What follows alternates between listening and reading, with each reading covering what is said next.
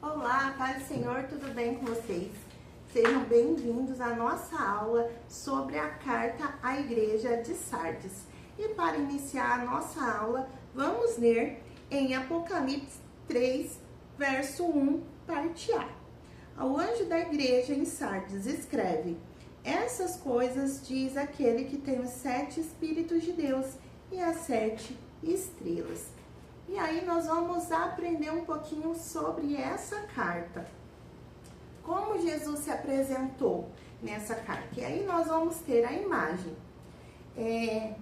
Nessa imagem tem as 7 estrelas e tem uma pomba representando os 7 espíritos. E aí nós vamos explicar para as crianças o que Jesus quis dizer quando se apresentou como aquele que tem as 7 estrelas. As 7 estrelas representam os anjos, como a gente viu lá na carta de Éfeso, que Jesus também falou sobre as 7 estrelas. E quer dizer o quê? Segundo os estudiosos, também com algumas bases bíblicas que nós temos, nós podemos sugerir que esses anjos se referem aos pastores, aqueles que têm responsabilidade sobre a igreja. Os mensageiros. Então o Senhor Jesus, ele tem o controle também sobre aqueles que cuidam da sua igreja. E ali, os 7 espíritos, cada igreja vai ter, é representado ali, podemos entender que é o Espírito Santo. O Espírito Santo que faz parte dessas igrejas, que está presente em nossa vida individualmente, mas também que está presente nas igrejas e age também no meio das igrejas.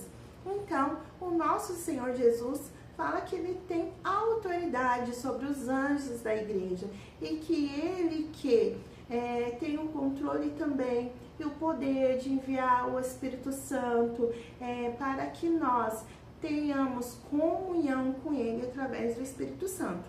E para essa igreja, nós vamos ver que o Senhor Jesus já começa com um alerta. E qual alerta que é? É um alerta, vocês vão ver a imagem que vocês vão utilizar para ensinar para as crianças. Essa igreja, o Senhor disse: eu conheço as suas obras, você tem a fama de estar viva, mas está morta. E aí nós vamos ter essa imagem dividida, uma parte sorrindo, em carne normal, e a outra está em cinza, como se estivesse triste, que quer dizer morte. Mas o que essa imagem quer dizer? Alguns veem e acham que está vivo, porém o Senhor, aquele que vê todas as coisas, aquele que tem o controle sobre o Espírito Santo, aquele que sabe, aqueles que estão vivos espiritualmente e estão mortos espiritualmente, ele sabe que vocês têm fama de estar viva. As pessoas acham que está tudo bem, mas o Senhor sabe que já está morta. O Senhor conhece realmente as suas obras. E o Senhor Jesus, ele não olha a aparência. E assim como lá na história de Davi, que o profeta estava olhando, olha, esse é alto, olha, esse é forte. Mas o Senhor Jesus disse: olha, eu não atento para a aparência, nem a estatura. Então, assim também ali na igreja de Sardes, o Senhor estava dizendo para ela: eu não quero saber da sua aparência, eu não quero saber da sua fama. Eu sei, eu tenho controle sobre o Espírito Santo e eu sei que essa igreja já está morta e eu estou aqui para fazer um alerta para vocês. Jesus vai dizer para eles se fortalecerem. E aí tem uma imagem de uma mãozinha jogando assim como se fosse um fertilizante numa plantinha. Assim, o Senhor diz para eles se fortalecerem. Acorde e fortaleça o que resta. Então o Senhor faz uma chamada, Chama a atenção deles: olha, eu sei que vocês estão mortos espiritualmente, caiam na realidade, voltem em si e fortaleçam-se novamente. Ainda há esperança, ainda não está no fim, então vocês voltem a buscar a presença do Espírito Santo, porque vocês estão mortos espiritualmente. E ali nessa imagem com o fertilizante, o que eu quis dizer, como vocês vão explicar para as crianças? Assim como a plantinha, lá quando está no início, nós precisamos cuidar, regar, alguns podem até jogar o fertilizante para fortalecer aquela árvore, crescer forte, bonita, dar frutos. Assim também a palavra de Deus na nossa vida. É como uma sementinha que nós precisamos regar todo dia, precisamos ler a palavra de Deus todo dia, precisamos orar todos os dias, precisamos buscar a presença de Deus para que o Espírito Santo nos fortaleça, porque o Espírito Santo traz para nós dons espirituais. O Espírito Santo nos capacita, o Espírito Santo nos fortalece. E é isso que Jesus pediu para que eles fizessem, para eles acordar e fortalecer o que resta. Lembre-se do que vocês recebeu e ouviu e guarde. E assim nós vamos ver que tem um versículo que fala: guardei a tua palavra no meu coração para não pecar contra ti. Então nós devemos guardar aquilo que nós estamos ouvindo, a palavra de Deus, guardar no nosso coração para não pecar contra Deus, porque essa igreja, eles estavam fazendo o que era errado, eles tinham fama de estar bem, de estar tudo bem, mas na verdade eles estavam mortos espiritualmente. E aí, o Senhor Jesus convida eles ao arrependimento. E aí, professor, você vai ter uma imagem com um caminho, né? Que ele vai se tornar em 12. Um caminho que você vai escolher para onde você vai seguir. E ali nós temos o caminho que parece colorido, bem agradável aos olhos, e nós temos um caminho que parece ser um deserto ali. E assim também a palavra de Deus diz, né, que o caminho para o céu é estreito, a porta é estreita, né? E nós vamos passar por várias provações, seguindo a Cristo, perseguições. Então o caminho do mundo é largo. Você pode fazer o que você quiser, pode falar da maneira que você quiser, pode viver da maneira que você quiser, mas quando você segue a Cristo, você tem que ser obediente à palavra de Deus, seguir a palavra de obediência. E no mundo que nós estamos vivendo, ser cristão, escolher a vida eterna, é muito estreito. Quer dizer o quê? Que é muito dificultoso, não é fácil.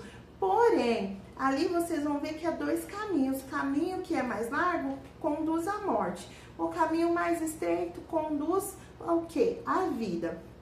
Então, eles precisavam se arrepender e mudar o que eles estavam fazendo. Ou eles continuavam no caminho que eles estavam, fazendo o que era errado, ou eles escolhiam mudar a rota, fazer o retorno e voltar a seguir o caminho do Senhor Jesus, mesmo sendo estreito, fazer aquilo que agradava o Senhor, um arrependimento, mudar, girar a chave, mudar o caminho. Assim eles precisavam fazer. A igreja estava morta, mas o Senhor convidava eles à vida novamente, a voltar a fazer as coisas que o Senhor Jesus ensinava, buscar a presença do Espírito Santo, né? E aí nós vamos ter a imagem de um ladrão. Para quê? Para explicar que Jesus falou para eles que era para eles se preparar, porque eles deviam se arrepender e mudar o que eles estavam fazendo, porque senão o Senhor Jesus viria como um ladrão, ou seja, iria pegar eles de surpresa. Por quê? O ladrão não avisa a hora que vai vir. O ladrão, você não fica sabendo, ó, tá na hora do ladrão vir. Não, ninguém fica sabendo, o ladrão chega de surpresa. Jesus quis dizer assim, que muitos vão ser pegos de surpresa, que Jesus não marcou hora, que Jesus não é uma visita que vai vir com a hora marcada. Jesus vai chegar de surpresa. Agora imagina, Jesus chegando de surpresa na sua casa. Como que ele vai encontrar a sua casa? Jesus chegando de surpresa na sua vida. Como que ele vai encontrar a sua vida? Como que está a sua vida? Será que você tem fama de ser crente, mas na verdade não é? Está fazendo as coisas erradas? Está desobedecendo, está cometendo mentiras. Lá na escola, a professora fala assim, misericórdia, aquele crente é o pior. Como será que Jesus está vendo a sua vida? Aqui, para a igreja de Sardes, ele deu um alerta. Olha, vocês se arrependam, porque eu posso chegar de surpresa. E o que eu vou encontrar? Vocês vão estar mortas espiritualmente ainda? Vocês estarão fazendo as coisas erradas ainda? Se preparem, porque a hora que eu chegar, eu não vou avisar. Na hora que o Senhor Jesus voltar, não está marcada a hora. Ele vai chegar de surpresa. E como será que vai estar a nossa vida? A gente vai estar vivos espiritualmente para encontrar com Ele? Ou nós estaremos mortos espiritualmente para uma morte eterna, ou para a vida eterna com Jesus? Como nós vamos estar? E aí vai ter uma imagem para explicar para as crianças, um monte de crianças com as vestes brancas. E Jesus disse, aqueles que se arrependem, né? Aqueles que vencerem. E essa é a promessa para aqueles que se arrependeram, que venceram, que seguiram o caminho de Jesus e que estão vivendo com o Espírito Santo, vivendo para Jesus. Quer dizer que eles serão vestidos de vestes brancas. Jesus promete para aqueles que se arrependerem que eles vão viver para Jesus. E eles serão vestidos de roupa branca, que quer dizer o perdão dos pecados. Seremos perdoados. E as vestes brancas simbolizam isso. Assim como uma mamãe, quando pega a roupa, coloca lá na máquina para lavar, lava e fica limpinha novamente, assim é o sangue de Jesus na nossa vida. Ele limpa os nossos pecados. E as vestes brancas simbolizam isso, o perdão dos nossos pecados. Jesus nos perdoa e nos dá vestes brancas, nos veste novamente, tirando o pecado da nossa vida.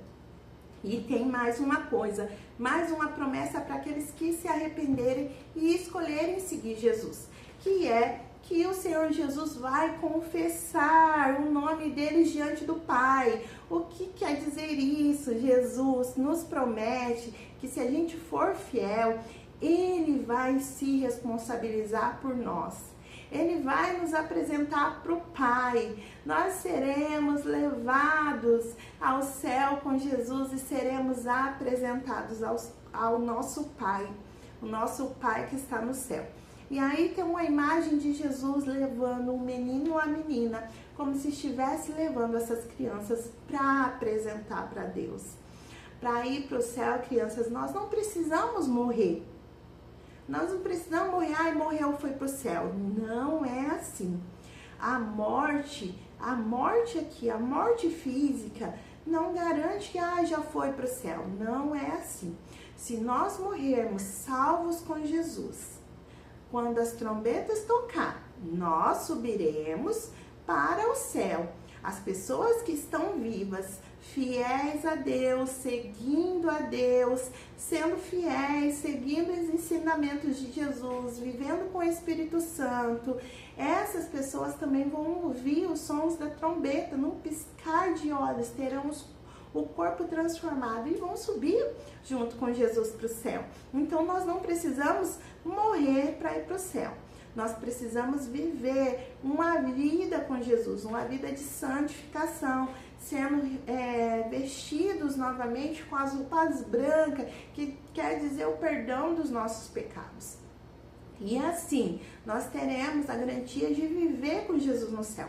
Mas aqueles que morrerem sem crer em Jesus, sem fazer a vontade de Jesus, morrer no pecado ou estar vivendo no pecado, quando Jesus voltar, esses não irão para o céu, esses não herdarão a vida, mas eles herdarão a morte eterna.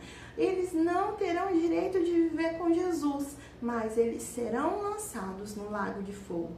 Mas você, se você resolver, decidir e ter uma posição de ser fiel a Jesus, por mais que os meus amiguinhos façam errado, por mais que as pessoas ao meu redor escutem músicas feias, falem palavrão, eu vou seguir a Jesus, eu vou fazer o que é certo. Então, se você toma essa posição diante de Deus, Ele vai confessar o seu nome lá para o Pai, vai te apresentar para o Pai e vai dizer, esse aqui foi fiel, esse aqui viveu uma vida verdadeiramente me servindo. E assim, professores, você pode encontrar a conclusão dessa história, dessa explicação lá na nossa apostila. Se ficar com alguma dúvida, pode também me procurar. E eu quero finalizar essa aula e eu espero que seja proveitosa para vocês.